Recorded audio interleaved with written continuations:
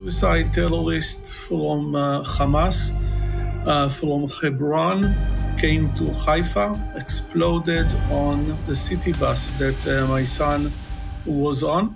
Imagine this: hundreds of prisoners, convicted terrorists, released back onto your street in exchange for innocent civilians. Imagine living in a country where buses are ticking time bombs, waiting to explode and shatter the lives of innocent civilians, children, mothers, the elderly. Imagine being woken up on a quiet, sunny weekend morning to the sound of rockets, gunfire, and screams that your loved ones were ripped away from your home. I'm talking about daughters violated, loved ones murdered in front of your eyes. This isn't fiction. This is a reality here in Israel. For decades, no one has been spared the fear, the horror, or the heartbreak of terrorism. Even now, our loved ones are still being held hostage, starved and tortured in the dark tunnels beneath the Gaza Strip. And yet, somehow, we remain resilient. We hold on to our hope. We choose life. Today's story is about two heroes born from this pain. One whose son was murdered by a terrorist. The other who was dedicated his life to helping the victims of terror to rebuild theirs. I'm first meeting with Mark Belzberg, the founder of OneFamily, an organization that has become a lifeline for victims of terror, helping them rebuild, recover, and know that they are never alone.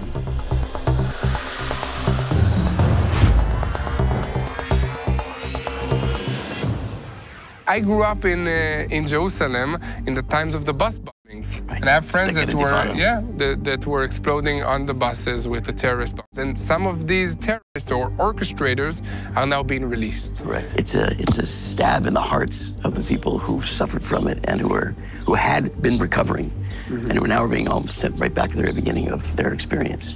So OneFamily is doing something about the families of these victims. You can share a little bit about that. So I've got the 10 commandments of how you build resilience. And one of them is by being in groups that went through exactly what you went through. Okay, yeah, so you're not alone. Right, you're not alone, exactly right. The commandment number one is never let them feel alone. The critical component to healing is being with others who went through what you went through. And commandment number two, having somebody come who's been through it and survived and recovered, but went through what you went through, to sit with you and say, hey, there's hope, there's light, look at me. Your old friends don't understand you anymore. The only ones who get you and you feel comfortable with are those who went through exactly what you went through. Can you elaborate on what groups do we have in the Israeli society? Absolutely. It's shocking to hear the list, because you wouldn't really imagine it if you didn't have it outlined specifically. Right? So there's bereaved parents who lost kids. Right? There's widows who lost their husbands. There's twins who lost a twin. In the last year, 40 twins lost their twin brother or sister. And then there's obviously kids who lost parents. And there's kids who lost brothers and sisters. Right? There's parents of widows. And now there's even grandparents who lost grandchildren. How many families do you work with? There is about 4,500 families. And talking about October 7th, did that number increase significantly? October 7th doubled the number of all those who died in the 20 years before that. They're either mothers, fathers, brothers, sisters, or kids that have been affected. Okay, 10,000 people out of just the last year.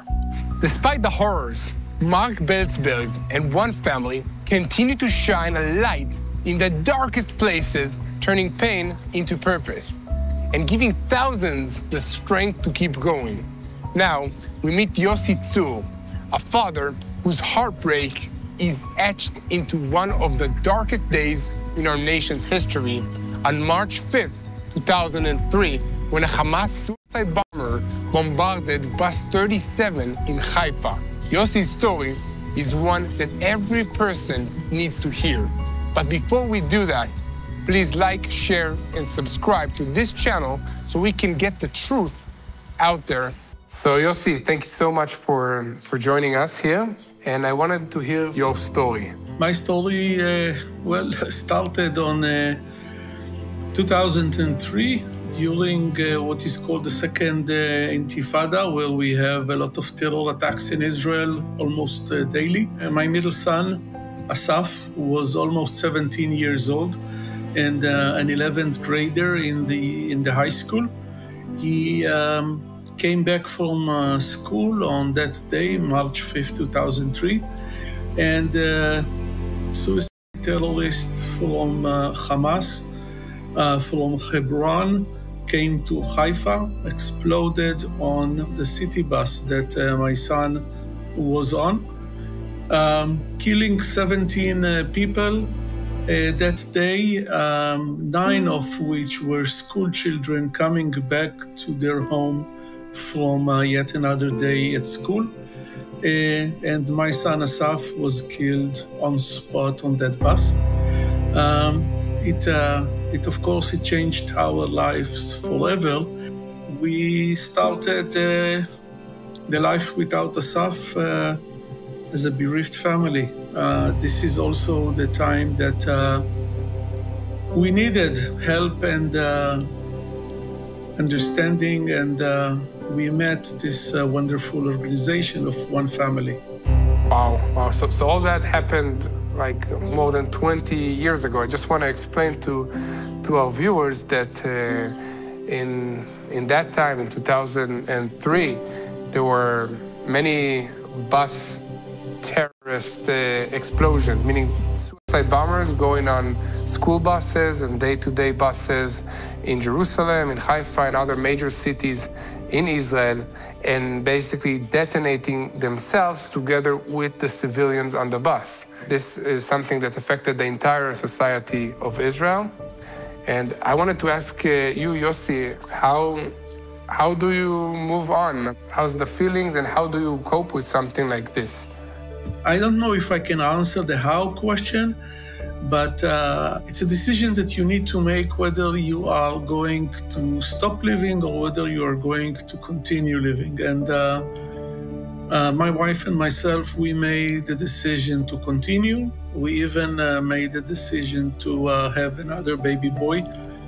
And that was important for us. I'm always saying that it's our task or job in life to, give life to our children, to bring them to this life, to make their life as good as possible, to do everything for them.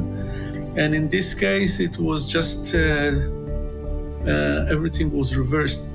This boy that came gave us life. Made our life better. You never overcome it. You never get healthy from it. It's something that goes with you day by day and hour by hour. But we managed to build a life which is productive, which is good. We can even enjoy ourselves here and then.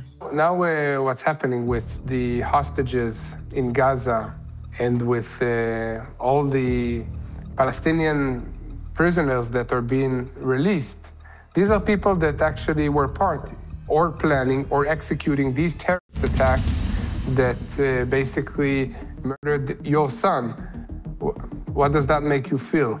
Makes me feel terrible. It's one of the toughest things that we have to endure after Asaf died.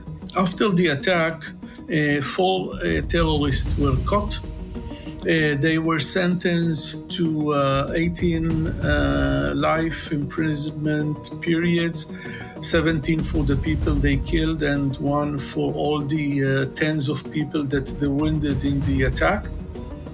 Unfortunately, 3 of them were released in the Shalit deal, which was back in 2011. And the last one, the team leader that was still in prison, was released in the current deal that was done in the last release of hostages that came back. He was released with them.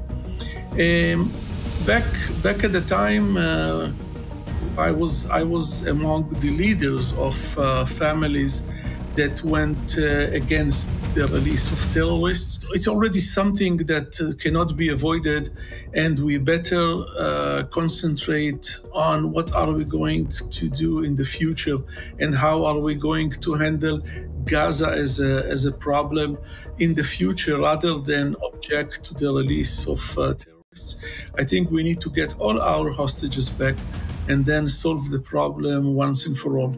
I wanted to take you to the community that OneFamily is creating in order to help families like you. And you, as a veteran part of this family from 2003, how can you help new families deal with this new reality or new life that they have now? The greatness in OneFamily is that they managed to build a flexible and creative organization, which is building a solution that suits the family specific. And the fact that they are doing this for each and every family, you know, this personal touch that comes with it helps very much.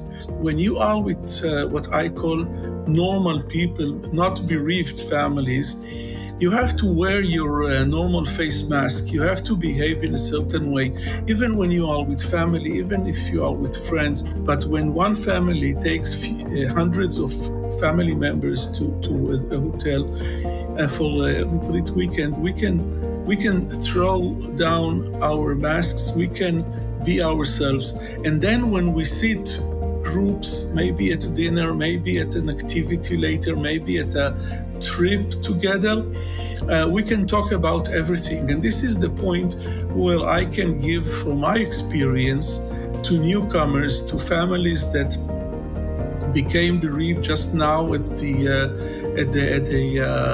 October 7th attack and in the last war, that togetherness is helping very much. That's what makes all the difference. I mean, to have somebody that can relate to what you're going through. These are not just stories of loss.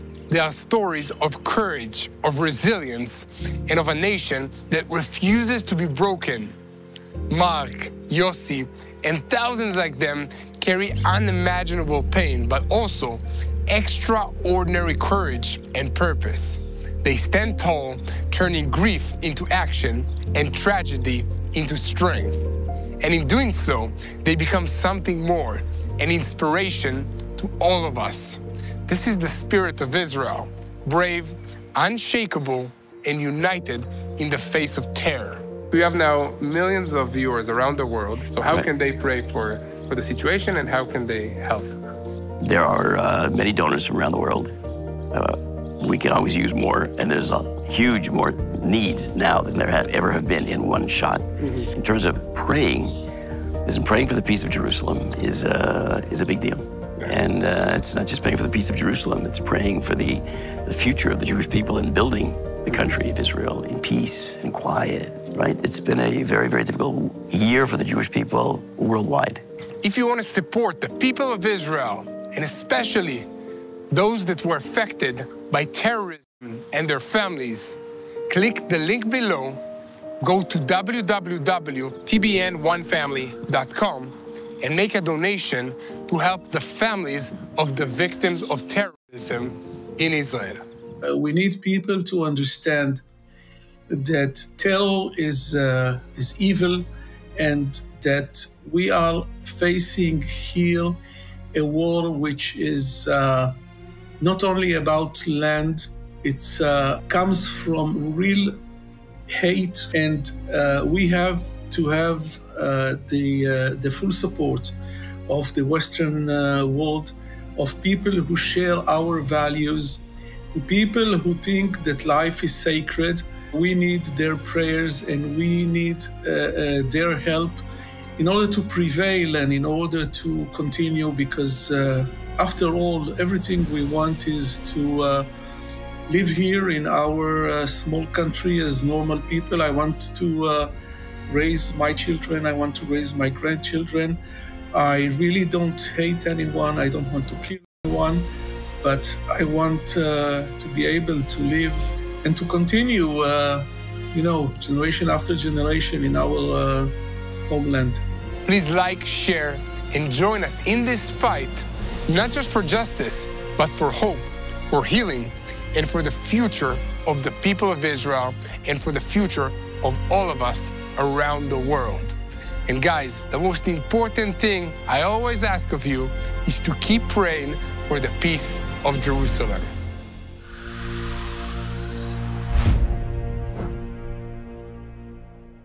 Hello, this is Mati here in Jerusalem with TBN Israel. This is Yair Pinto from TBN Israel here in Jerusalem. TBN Israel is keeping viewers informed with Israel-focused news, culture, and what God is doing in this land. Support TBN Israel today online at tbn.org/Israel. Thank you.